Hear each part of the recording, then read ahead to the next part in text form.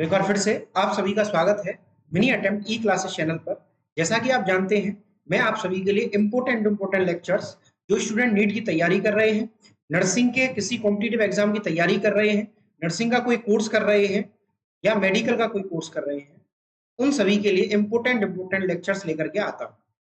तो उसी सीरीज को आगे कंटिन्यू करते हुए आज हम पढ़ने वाले हैं बड़ा ही इंपॉर्टेंट और बड़ा ही interesting topic, digestive system.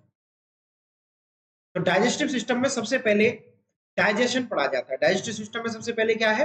Digestion पढ़ाया जाएगा। तो डाइजेशन क्या होता है? डाइजेशन मतलब पाचन। तो डाइजेशन मीन्स एक ऐसी प्रोसेस जिसमें बॉडी के अंदर कॉम्प्लेक्स फूड को सिंपलेस्ट एब्जॉर्बेबल फॉर्म में तोड़ा जाए, उसे हम कहते हैं डाइजेशन। सामने भी लिखा हुआ है डेफिनेशन में, आप गौर करिए। सामने डेफिनेशन में लिखा हुआ है, it is the process of conversion of complex food into the simple absorbable form. आपको ये जरूर याद रखना है कि कॉम्प्लेक्स फॉर्म से सिंपल एब्जॉर्बेबल फॉर्म में चेंज होना ही, कन्वर्ट होना ही फूड का, जिससे इजीली एब्जॉर्ब हो सके, जिससे इजीली फूड हमारी बॉडी की मेटाबॉलिज्म के लिए, बॉडी की रिक्वायरमेंट्स के लिए जरूरी बन सके। ठीक है, तो इसे कहते हैं हम डाइजेशन। क्लियर हो गया? चलिए, उसके बाद में बात आती है parts of digestive system, means digestive system के पार्ट्स। आप सामने डायग्राम देख रहे होंगे। इस डायग्राम में मैंने आपको दिखाने की कोशिश की है डाइजेस्टिव सिस्टम के अंदर माउथ टू एनस। पूरी स्टडी हम कहां से कहां तक करते हैं? माउथ से लेकर के एनस तक का जो भी पोर्शन होता है, कहां से कहां तक? माउथ से लेकर के एनस, माउथ टू एनस जो भी पोर्शन आते हैं वो सब डाइजेस्टिव सिस्टम में आते हैं। तो इस डायग्राम में आप बिल्कुल क्लियरली देख सकते हैं। सबसे पहले आपको लिखा हुआ है ओरल कैविटी या माउथ, लिखा हुआ है ओरल कैविटी या माउथ। माउथ फर्स्ट ऑर्गन होता है। एक एक करके सबके बारे में पढ़ेंगे, पहले आप डायग्राम से समझ लीजिए। ऑर्गन है माउथ। ओरल कैविटी में ही देखिए ग्लैंड्स होती हैं। क्या होती हैं? ग्लैंड्स होती है, जिनको हम सलाइवरी ग्लैंड्स कहते हैं। ठीक है, ये पैरोटिड, सबमैक्सिलरी, सबलिंगुअल। उसके बाद में क्या आता है? फेरिंग्स। भाई सबसे पहले क्या आता है? माउथ। देखिए एक फ्लो चार्ट है, बड़ा इजी फ्लो चार्ट है, इसको आपको ड्रॉ करना है। क्या ड्रॉ करना है? उसमें क्या लिखना है? पाथवे बता रहा हूं मैं आपको डाइजेस्टिव सिस्टम का। तो डाइजेस्टिव सिस्टम के पाथवे में सबसे पहले बेटा क्या आता है? माउथ। सबसे पहले क्या आएगा? माउथ। देन उसके बाद में फेरिंग्स। देन उसके बाद में क्या आएगा? उसके बाद में आएगा ईसोफेगस। क्या आएगा? ईसोफेगस। देन उसके बाद स्टमक। देन उसके बाद हम कहां पहुंचेंगे? स्टमक में। स्टमक के बाद क्या आएगा फिर? Small intestine. स्मॉल इंटेस्टाइन, ठीक है। उसके बाद आएगा large intestine. Large intestine. Then उसके बाद में क्या आएगा? उसके बाद में आएगा एनस। क्या आएगा?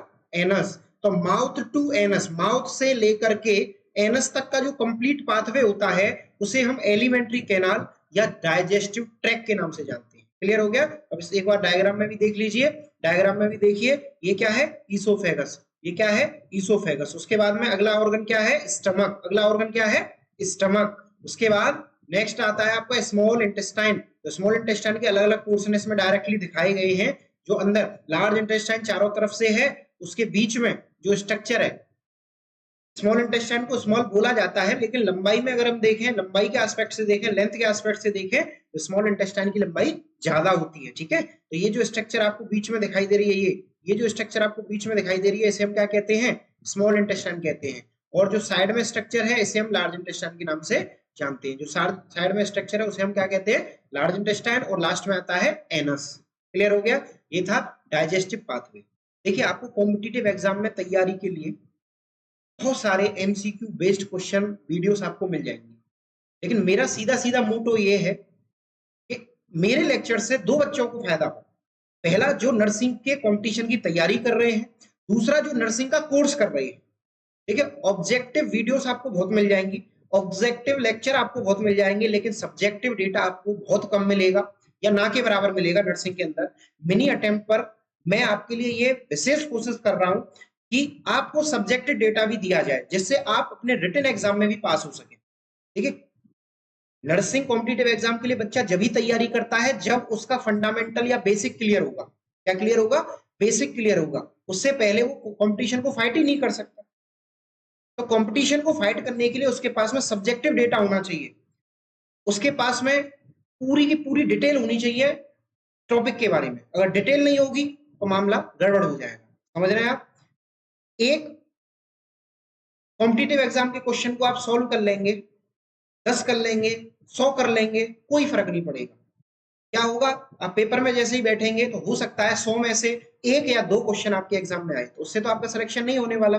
लेकिन अगर आपने थ्योरी की, सब्जेक्टिव डेटा की, अगर 100 लाइन पढ़ ली, 100 लाइन पढ़ ली, तो 100% उसमें से 10 से 20 क्वेश्चन 100% आने वाले हैं।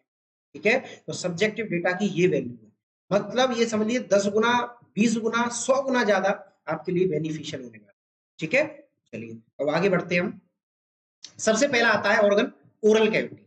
देखिए ओरल कैविटी या माउथ, ओरल कैविटी सबसे पहला ऑर्गन होता है, यहाँ पे सामने आपके क्लियर लिखा हुआ है, it is the first organ of digestive system. Underline कर लीजिए, लिख लीजिए, डाइजेस्टिव सिस्टम का सबसे पहला ऑर्गन यदि कोई है वो है ओरल कैविटी या माउथ। क्लियर हो गया। उसके बाद में माउथ में या ओरल कैविटी में क्या क्या होता है, लिप्स होते हैं, चीक्स होते हैं, गाल होते हैं, गम्स आते हैं, और टीथ आते हैं, और टंग आती है। ये सभी स्ट्रक्चर ओरल कैविटी या माउथ के अंदर प्रेजेंट होता है। फर्स्ट डाइजेशन भी बेटा कहां से स्टार्ट होता है, माउथ से या ओरल कैविटी से स्टार्ट होता है। क्लियर हो गया। चलिए उसके बाद में हम देखेंगे टीथ के बारे में। अगर हम पढ़ेंगे किसके बारे में, टीथ के बारे में। टीथ क्या है, टीथ ह्यूमन में अगर हम देखें, एडल्ट में अगर हम देखें तो टोटल 32 टीथ होते हैं। कितने टीथ होते हैं, टोटल 32 टीथ होते हैं, जिनका काम होता है च्युइंग करना। फूड जो आपने इंजेस्ट किया है, जो फूड आपने ओरल कैविटी में रखा है, उस फूड को चबाने के लिए, उस फूड को एब्जॉर्बेबल फॉर्म, भाई जब तक चबेगा नहीं, जब तक च्युइंग नहीं होगा, जब तक वो एब्जॉर्बेबल फॉर्म में बनेगा नहीं, तो उसको फूड को प्रॉपर डाइजेशन के लिए च्युइंग करना होता है। च्युइंग करने में कौन हेल्प करेगा, टीथ हेल्प करेंगे। ठीक है, तो एडल्ट में टोटल कितने टीथ होते हैं, 32 टीथ होते हैं, जिनको हम परमानेंट टीथ बोलते हैं। क्या बोलते हैं इनको हम, परमानेंट टीथ या सेकेंडरी टीथ। ठीक है, हमारे लाइफ साइकिल में, इंसानों की लाइफ साइकिल में 2 तरह के टीथ आते हैं, एक परमानेंट और एक डेसिडुअस या मिल्की टीथ। तो परमानेंट टीथ को हम सेकेंडरी टीथ भी बोलते हैं।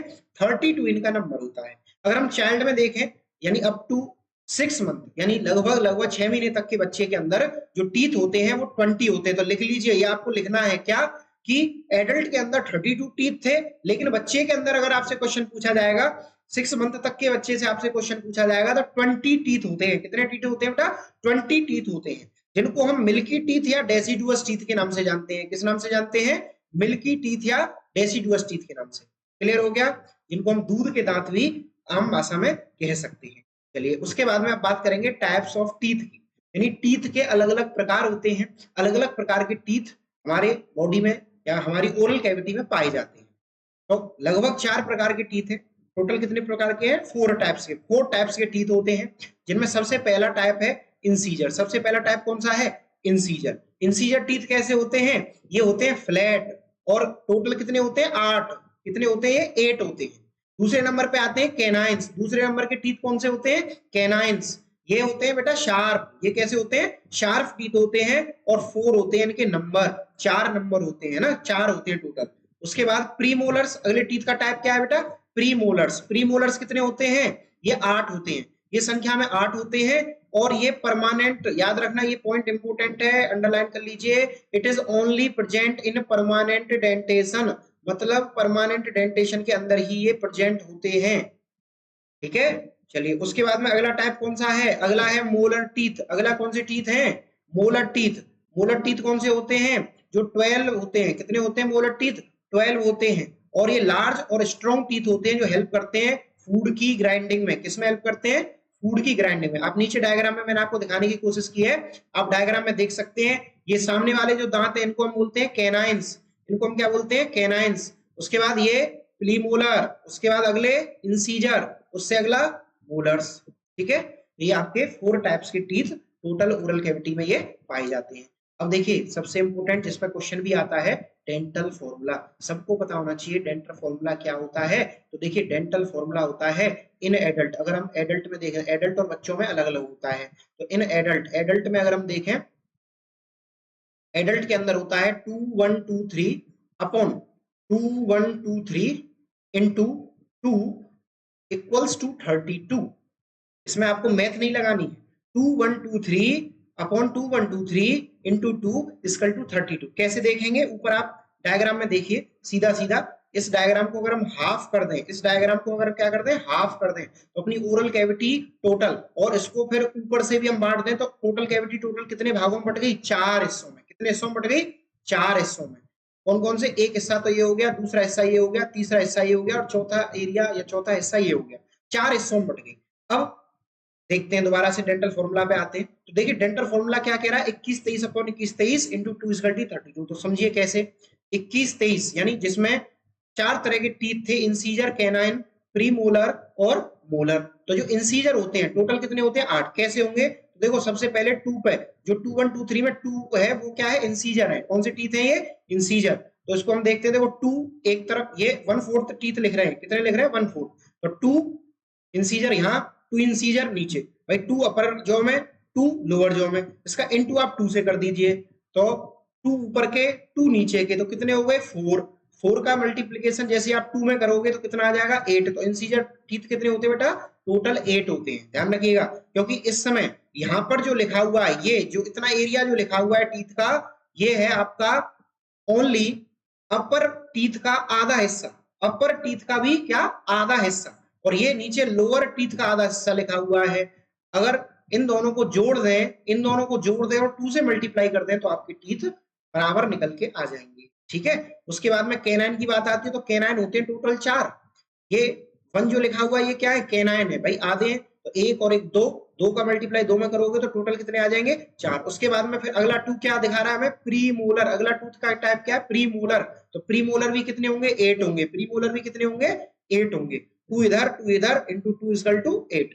उसके बाद में मोलर की बात करें तो 3 और 3 कितने हो गए, 3 ये और 3 ये, 6, और ये हो गए आपके 6 into 2 equal to 6 into 2 equal to 12। तो ये आपके टोटल कितने टीथ हो गए, टोटल हो गए आपके 32 टीथ। कितने हो गए टोटल आपके टीथ, 32। इस तरीके से हम निकालते हैं। ठीक है, इस डेंटल फॉर्मूला में ये आपका अपर जॉ का है, इधर ऊपर जो लिखा हुआ है अपर जॉ का, ये नीचे जो नीचे वाले जॉ का, फिर आपको क्या करना होता है, मल्टीप्लाई करना होता है, तब जाकर के ये वैल्यू 32 की निकल के आती है। अब अगर आपसे पूछा जाए इन चाइल्ड, अगर चाइल्ड में पूछा जाए तो इसका फॉर्मूला होगा 2120 अपॉन 2120 इंटू 2 इक्वल टू 20। इसको आप लिख लीजिए। तो बच्चों के अंदर, चाइल्ड के अंदर कितने होते हैं टोटल टीथ, चाइल्ड के अंदर होते हैं टोटल 20 टीथ। कितने होते हैं, 20 टीथ होते हैं। तो इसको भी आप राइट डाउन कर लीजिए, सेम ऊपर वाले की तरह इसको हम समझेंगे। ठीक है, चलिए उसके बाद में नेक्स्ट, ये आपको जो सामने स्ट्रक्चर दिखाई दे रही है, ये ओरल कैविटी की स्ट्रक्चर है जिसका नाम है टंग। क्या है ये, सामने जो आपको स्ट्रक्चर दिखाई दे रही है क्या है, टंग है। ठीक है, टंग, टंग एक हाईली मोबाइल स्ट्रक्चर होती है भाई। अपने माउथ के अंदर एक हाईली मोबाइल स्ट्रक्चर होती है, यानी बहुत अत्यधिक मूवमेंट करने वाली स्ट्रक्चर होती है। और ये टंग एक क्या है, सेंस ऑर्गन की तरह भी काम करता है। टंग किसकी तरह काम करता है, सेंस ऑर्गन की तरह काम करता है। ठीक है, लिख लीजिए, सेंस ऑर्गन की तरह। क्यों सेंस ऑर्गन की तरह काम कर रहा है, क्योंकि ये टेस्ट बताता है, टेस्ट। ठीक है, टेस्ट के लिए रेस्पॉन्सिबल है। तो आप देखिए इसमें सबसे पहले आप देखिए कि टेस्ट आगे की तरफ, जो आगे वाला हिस्सा है, एंटीरियर जो एरिया होता है टंग का, वो हमें स्वीट टेस्ट बताता है। कौन सा टेस्ट बताता है, स्वीट। उसके बाद में लेटरल साइड में सोल्टी, लेटरल साइड में कौन सा एरिया होता है, सोल्टी के लिए। उसके बाद में लेटरल से जस्ट पोस्टीरियर लेटरल साइड में देखे तो सोर। ठीक है, सोर। उसके अलावा बिटर टेस्ट जो होता है वो सबसे लास्ट और सबसे पीछे की तरफ हमें कौन सा टेस्ट महसूस होता है, बिटर। क्लियर हो गया। ये 4 प्रकार के मोस्टली जो टेस्ट है, 4 टाइप्स के जो टेस्ट हैं, इनको डिटेक्ट कौन करता है, टंग करती है। क्लियर हो गया, इसीलिए इसको हम सेंस ऑर्गन के नाम से भी जानते हैं। उसके अलावा ओरल कैविटी में और क्या होता है, ओरल कैविटी में होती है डक्ट, जिनको हम बोलते हैं सैलाइवरी डक्ट। जो आपके सामने डायग्राम बना हुआ है, ये काय का डायग्राम है, ये है सैलाइवरी डक्ट्स। ठीक है, सलाइवरी डक्ट्स। और ये सलाइवरी डक्ट्स क्या करती हैं, ये सीक्रेट करती हैं सलाइवा, सलाइवा सीक्रेट करती हैं, जिसको हम लार बोलते हैं, जिसका काम होता है फूड का डाइजेशन करवाना।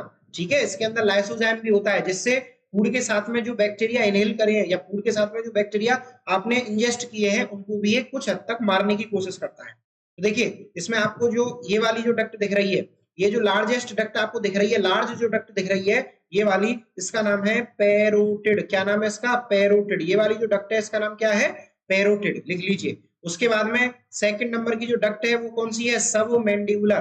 कौन सी है, सॉरी डक्ट नहीं ग्लैंड, सब मैंडिबुलर डक्ट, सॉरी सब मैंडिबुलर ग्लैंड, ठीक है। उसके बाद में अगली ग्लैंड कौन सी है, सबलिंगुअल। तो टोटल कितनी हो गई, तीन है, नंबर एक, नंबर दो सब मैंडिबुलर और नंबर तीन सबलिंगुअल, टोटल तीन हो गई, ठीक है। और इन्हीं की डक्ट्स होती हैं जो ओरल कैविटी में खुलती हैं, जिससे प्रॉपर सलाइवा ओरल कैविटी में आता है। क्लियर हो गया, ठीक है। ये हमने सलाइवा के बारे में या सलाइवरी ग्लैंड के बारे में जान लिया, जो कि ओरल कैविटी में ही प्रेजेंट होती है। उसके बाद में अगली स्ट्रक्चर आती है फेरिंक्स। जैसा ही मैंने आपको बताया कि ओरल कैविटी से लेकर के एनस तक का जो एरिया होता है उसे हम एलिमेंट्री ट्रैक्ट कहते हैं। तो उसी में अगला ऑर्गन कौन सा है, फेरिंक्स। फेरिंक्स क्या होता है, it is a muscular tube like structure, एक मस्कुलर ट्यूब लाइक स्ट्रक्चर होती है। लेकिन इसमें आपको नोट करने वाली बात कौन सी है कि it is the common pathway of food and air. ये आपको नोट जरूर करना है। क्या नोट करना है, ये कॉमन पाथवे होता है फूड और एयर के लिए। इस लाइन पे आपको कई बार सवाल, कई बार क्वेश्चन कॉम्पिटिटिव एग्जाम में आ चुका है, ठीक है। सेम क्वेश्चन क्या बोलेंगे वो, which part of elementary canal act as common pathway of food and air. तो फूड और एयर के लिए कॉमन पाथवे फेरिंग्स को बोला जाता है, यानी खाना खाते समय फूड और सांस लेते समय एयर, ये कहां से जाती है, फेरिंग से होकर के जाती है। और इसकी लेंथ की बात करें तो 12 टू 13 सेंटीमीटर की लेंथ होती है, लिख लीजिए। उसके बाद में इसके पार्ट्स की बात करें तो इसके टोटल 3 पार्ट होते हैं, है ना। एक पहला पार्ट जो कि नेजोफेरिंग्स है, नेजोफेरिंग्स कौन सा होगा, जो नोज के बिहाइंड, यानी ऐसा पोर्शन जो नोज के पीछे होता है फेरिंग्स का, उसे कहते हैं हम नेजोफेरिंग्स। जो कि फर्स्ट पोर्शन है सीलिएटेड एपिथेलियम टिश्यू से मिलकर के बना हुआ होता है। किस टिश्यू से मिलकर बना हुआ है, सीलिएटेड एपिथेलियम टिश्यू से। क्लियर हो गया। दूसरा पार्ट आता है इसका ओरोफेरिंग्स, ओरो मतलब ओरल, तो ओरल कैविटी के पीछे जो सिचुएटेड होगा, या फेरिंग्स का वो हिस्सा जो ओरल कैविटी में आता है उसे हम कहते हैं ओरोफेरिंग्स। क्लियर हो गया, ये मिडिल एरिया होता है, फेरिंग्स का मिडिल एरिया होता है, ठीक है। उसके बाद में अगला कौन सा पार्ट है, थर्ड लैरिंगोफेरिंग्स। लैरिंगोफेरिंग्स क्या है, it is the lower part of pharynx. Lower part होता है ये फेरिंग्स का, भाई अपर पार्ट था नेजोफेरिंग्स, मिडिल पार्ट था ओरोफेरिंग्स और लोअर पार्ट है लैरिंगोफेरिंग्स। ये कहां पे सिचुएटेड होता है, बिहाइंड द लैरिंग्स। अब लैरिंग्स पे आपको एक क्वेश्चन लिखाता हूं।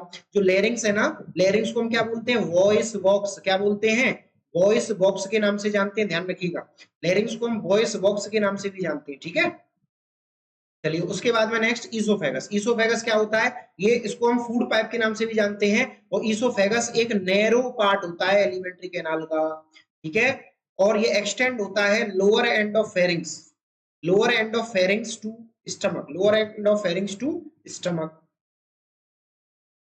कहां से कहां तक, फेरिंग्स के लोअर एरिया से लेकर के स्टमक तक ये फैला हुआ होता है। इसकी लेंथ होती है 25 सेंटीमीटर, लिख लीजिए। इसकी लेंथ क्या होती है, 25 सेंटीमीटर। और इसका जो डायमीटर होता है वो होता है 1.5 सेंटीमीटर। क्लियर हो गया, डायमीटर है 1.5 सेंटीमीटर। तो देखिए इसके अलग अलग पार्ट होते हैं, फेरिंग्स के भी अलग अलग पार्ट हैं, सॉरी ईसोफेगस के भी अलग अलग पार्ट हैं। सर्वाइकल एरिया से गुजरती है तो सर्वाइकल पार्ट, थोरेसिक एरिया से गुजर रही है तो थोरेसिक पार्ट, और एब्डोमिनल एरिया स्टमक के पास जाती है तो एब्डोमिनल पार्ट। तीन पार्ट होते हैं।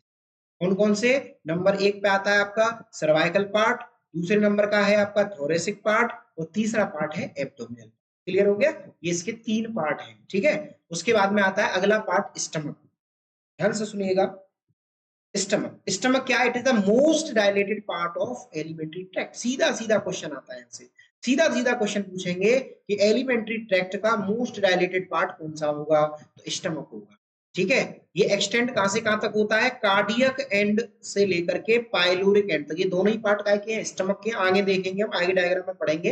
अब इसकी पोजीशन की बात करें तो इसकी लोकेशन होती है, ये ऑक्यूपाई करता है एपिगेस्ट्रिक रीजन को, अम्लाइकल रीजन को और लेफ्ट हाइपोकॉन्ड्रिक रीजन को, ठीक है। इन रीजन को ये क्या करता है, ये ऑक्यूपाई करता है। अब देखिए ध्यान से देखने की बात ये है, नीचे डायग्राम में आप गौर से देखिए, मैंने आपको 9 रीजन ऑफ एब्डोमिनल कैविटी दिखाई है। एब्डोमिनल कैविटी को हम 9 रीजन में, अलग अलग 9 रीजन में बांटते हैं। कितने रीजन में बांटते हैं, 9 रीजन में बांटते हैं। और इस पर सवाल आपको आता है, ठीक है। तो 9 रीजन ऑफ एब्डोमिनल कैविटी क्या है, देखिए सबसे पहले ये वाला जो पोर्शन है, ये इधर कौन सा हो गया, ये नंबर एक, इसका नंबर डाल देता हूं एक, ये दूसरा, ये तीसरा। तो पहले इनके नाम बताता हूं। तो नंबर एक पे आता है आपका राइट हाइपोकॉन्ड्रिक रीजन। क्या नाम है इसका, राइट हाइपोकॉन्ड्रिक रीजन। इस रीजन का नाम क्या होता है, राइट हाइपोकॉन्ड्रिक रीजन। क्लियर हो गया, सबसे पहला पार्ट। उसके बाद में दूसरा पार्ट है आपका एपीगैस्ट्रिक रीजन। कौन सा? Epigastric reason. थर्ड पार्ट जो तीसरे नंबर पे मैंने आपको ऊपर ही लिखाया है, इसका नाम है लेफ्ट हाइपोकॉन्ड्रिक हाइपोकॉन्ड्रिक रीजन। ठीक है, ये इसका तीसरा पार्ट हो गया, यानी तीसरा क्वाड्रेंट कह लीजिए या 9 रीजन में से तीसरा रीजन कह लीजिए। अगला रीजन है आपका जो सामने आपको दिख रहा है, ये नंबर 4 पर। अगला रीजन कौन से नंबर पे है? नंबर 4 पर अगला रीजन जो आपको दिख रहा है, इस रीजन का नाम होता है left sorry right lumbar reason. क्या नाम है इसका?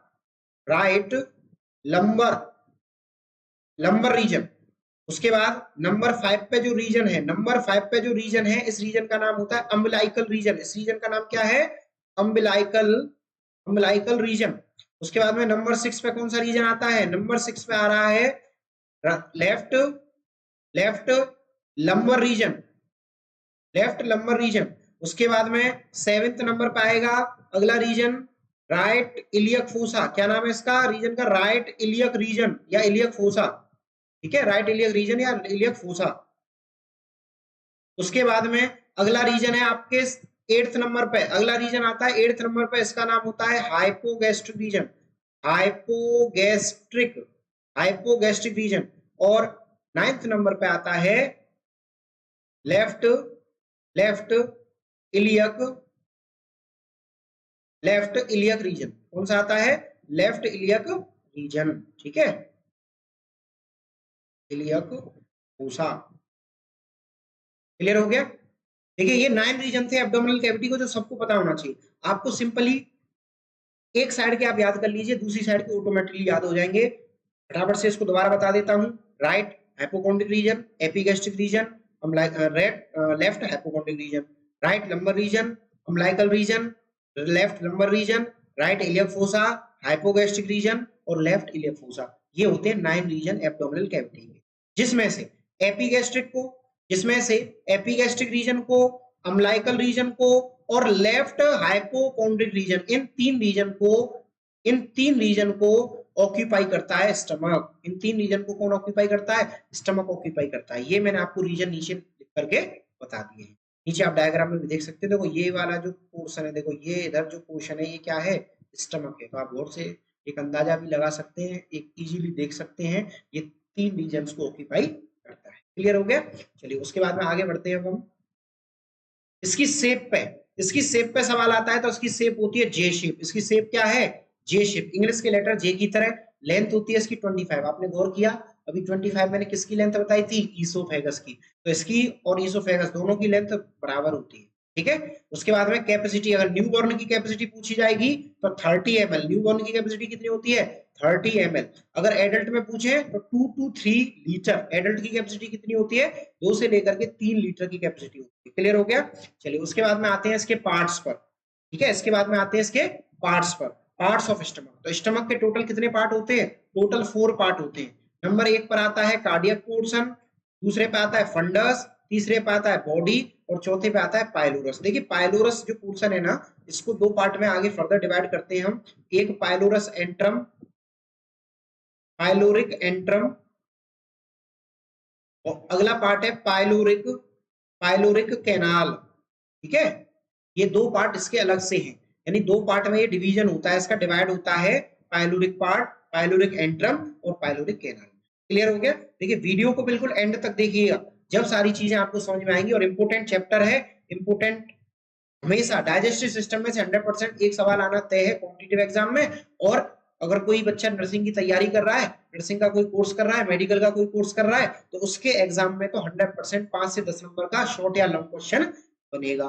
ठीक है, चलिए अब सामने जो आप स्ट्रक्चर देख रहे हैं, सामने जो डायग्राम देख रहे हैं, काय का डायग्राम है? ये स्टमक का डायग्राम है। ठीक है, तो देखो आप इस समय सबसे पहला पार्ट यहाँ पे कार्डिया लिखा हुआ है, तो कार्डिया मतलब कार्डियक पार्ट। इसके पास में आप गौर से देखिए, इसके पास में एक वाल्व लगा हुआ है। इस जगह क्या है? इस जगह एक वाल्व है, इसको गौर से देखो। तो ये जो वाल्व होता है, इस वाल्व का नाम है कार्डियक स्फिंक्टर। क्या नाम है इसका? Cardiac sphincter. ठीक है, इसको हम क्या बोलते हैं? Cardiac sphincter. ये रेगुलेट करता है फूड की एंट्री को। ठीक है, उसके बाद में दूसरा पार्ट कौन सा है? फंडस। दूसरा पार्ट कौन सा है? फंडस, जो कि डोम शेप एरिया होता है, पढ़ेंगे आगे। उसके बाद में अगला पोर्शन है बॉडी, उससे अगला पोर्शन है एंट्रम। ठीक है, अच्छा, एंट्रम पे आप गौर से देखिए तो एंट्रम के पास भी क्या है, या पाइलोरस, भाई एंट्रम पार्ट पाइलोरस का ही है, तो पाइलोरस के पास में भी क्या होता है, पाइलोरिक स्फिंक्टर। इसके पास भी क्या होता है, पाइलोरिक स्फिंक्टर होता है। ठीक है, कौन सा स्फिंक्टर होता है, पाइलोरिक स्फिंक्टर, लिख लीजिए। ठीक है, पाइलोरिक स्फिंक्टर, दोनों दो इंस्पेक्टर होते हैं स्टमक के अंदर, एक पाइलोरिक, नंबर एक पे पाइलोरिक, सॉरी नंबर एक पे कार्डियक और दूसरा नंबर दो पे पाइलोरिक। ये दो तरह के स्फिंक्टर होते हैं जो एंट्री और एग्जिट को मेंटेन करते हैं स्टमक के अंदर फूड की। ठीक है, चलिए ये आपने डायग्राम देख ही लिया। अब एक एक करके इनके पार्ट्स पढ़ेंगे। तो सबसे पहला पार्ट आता है कार्डियक पार्ट। सबसे पहला पार्ट है कार्डियक पार्ट। तो ये कार्डियक पार्ट कौन सा होता है, कार्डियक पार्ट होता है जो कार्डियक ओरिफिस के पास में होता है। कहां होता है ये, कार्डियक ओरिफिस के पास में होता है। ठीक है, अराउंड दी कार्डियक ओरिफिस। कहां पे प्रेजेंट है ये, कार्डियक ओरिफिस के पास में। तो कार्डियक ओरिफिस अभी भी मैंने आपको बताया था, दिखाया था, इसमें देखिए आप कार्डियक ओरिफिस ये रहा। ठीक है, चलिए उसके बाद में इसी में ये इंपोर्टेंट लाइन है, लिख लीजिए, इसी के अंदर क्या ओपन होता है, ईसोफेगस ओपन होता है। ठीक है, इसी के अंदर क्या ओपन होता है, ईसोफेगस ओपन होता है। उसके बाद में नेक्स्ट अगला पोर्शन है, सेकंड पोर्शन फंडस। दूसरा पोर्शन है फंडस, जो कि डोम शेप का होता है। इसकी शेप पे अगर सवाल आएगा तो क्या लिखेंगे आप, डोम शेप। और it is the most superior part of stomach, यानी कार्डियक पार्ट से भी ऊपर प्रेजेंट होता है, इसीलिए इसको बोला गया most superior part of stomach. ठीक है, चलिए उसके बाद में नेक्स्ट अगला पार्ट है बॉडी ऑफ स्टमक। स्टमक की जो बॉडी है वो लार्जेस्ट पोर्शन होता है, स्टमक का लार्जेस्ट पोर्शन कहलाता है बॉडी ऑफ स्टमक। ठीक, उसके बाद अगला पोर्शन है पाइलोरिक पोर्शन। अगला पोर्शन है पाइलोरिक, स्टमक में से सवाल आना तय है।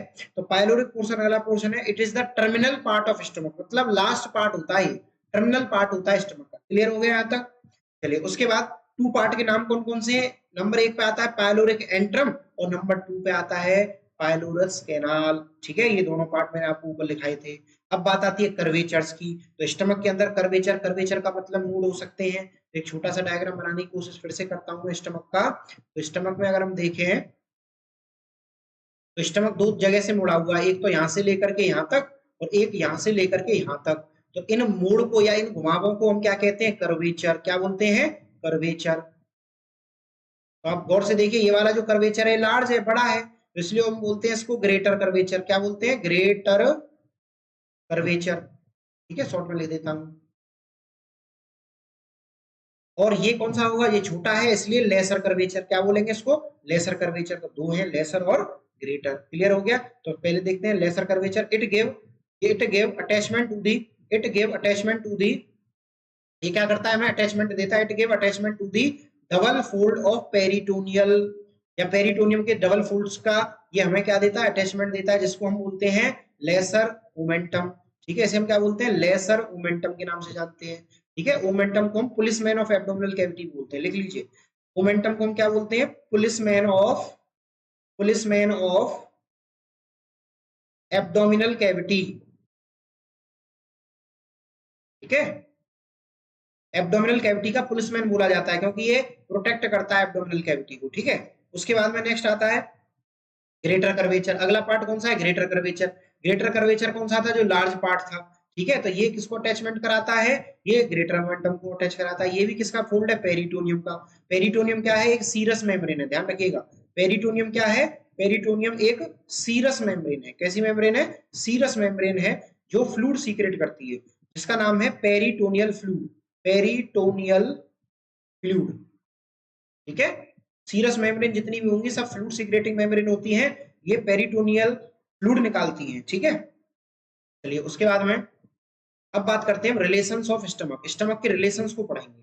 देखिए, स्टमक के रिलेशंस बहुत जरूरी है, क्योंकि स्टमक के जो पोस्टीरियर रिलेशन है उनको हम स्टमक बेड के नाम से भी जानते हैं। या रिलेशन में हम ये पढ़ेंगे कि कौन सी स्ट्रक्चर स्टमक के आगे आती है या कौन सी स्ट्रक्चर स्टमक के पीछे आती है। तो एंटीरियरली अगर हम देखें स्टमक के, तो एंटीरियर वॉल होता है, लेफ्ट कोस्टल मार्जिन होते हैं, डायफ्राम होता है, या लेफ्ट लोब ऑफ लिवर आता है। पोस्टीरियर देखें तो lesser sac, pancreas, transverse mesocolon, transverse colon, उसके अलावा लेफ्ट किडनी या सुप्राडीनल ग्लैंड और स्प्लीनिक आर्टरी। नेक्स्ट सुपीरियरली अगर हम देखें तो डोम शेप डायफ्राम होता है। सुपीरियरली अगर हम देखें तो क्या होता है, डोम शेप का डायफ्राम होता है। क्लियर हो गया। चलिए, ये क्या था, स्टमक के रिलेशन। देन उसके बाद में बात आती है ब्लड सप्लाई की। तो स्टमक की ब्लड सप्लाई क्या होती है, स्प्लीनिक आर्टरी से होती है। किससे होती है, स्प्लीनिक आर्टरी से। लेफ्ट गैस्ट्रो एपिप्लोइक आर्टरी से, लेफ्ट गैस्ट्रिक आर्टरी से, आयोटा भी करता है इसको सप्लाई, है ना। और right gastric artery, coeliac trunk, coeliac trunk की ही ब्रांच है ये सब, gastroduodenal artery, right gastro epiploic artery, ये सभी की सभी आर्टरी स्टमक की ब्लड सप्लाई को कंप्लीट करती है। तो आज की क्लास में हम इतना ही पढ़ेंगे स्टमक तक। नेक्स्ट इससे अगला जो पार्ट आएगा, पार्ट सेकंड में हम स्मॉल इंटेस्टाइन, लार्ज इंटेस्टाइन, यानी अगले पार्ट में हम इस डाइजेस्टिव सिस्टम के एनाटॉमी को कंप्लीट कर लेंगे। उसके बाद फिर हम फिजियोलॉजी का चैप्टर पढ़ेंगे, ठीक है। अगर आपको ये लेक्चर अच्छा लगा हो तो मिनी अटेम्प्ट ई क्लासेस को सब्सक्राइब करें, इस लेक्चर को लाइक करें, ज्यादा से ज्यादा शेयर करें अपने दोस्तों के साथ में जो जरूरतमंद है, या जो दोस्त आपके पढ़ाई कर रहे हैं, करना चाहते हैं, प्रिपरेशन करना चाहते हैं, उनके लिए शेयर जरूर करें। और इसी तरह से अपना मिनी अटेम्प्ट के लिए प्यार बनाते रहें। और हाँ, एक इंपॉर्टेंट बात कि अगर आपको ये सभी नोट्स लेने हैं जो मिनी अटेम्प्ट ई क्लासेस पर मैं आपको जो भी कंटेंट पढ़ाता हूँ, उन सब के डिजिटल पीडीएफ नोट्स आप मिनी अटेम्प्ट ई क्लासेस के टेलीग्राम चैनल से डाउनलोड कर सकते हैं। वहां से आप बिल्कुल फ्री ऑफ कॉस्ट सभी नोट्स, वीडियो के सभी नोट्स को और वीडियो की लिंक को वहां से आप ले सकते हैं, ठीक है। ऐसे ही मिनी अटेम्प्ट को प्यार देते रहिए, आगे बढ़ाते रहिए, और वीडियो को ज्यादा से ज्यादा लाइक करिए, कमेंट करिए, जिससे हम अच्छे से अच्छा कंटेंट, अच्छे से अच्छे लेक्चर्स, इंपॉर्टेंट लेक्चर्स आपके लिए लेकर के आते रहें। Thank you very much.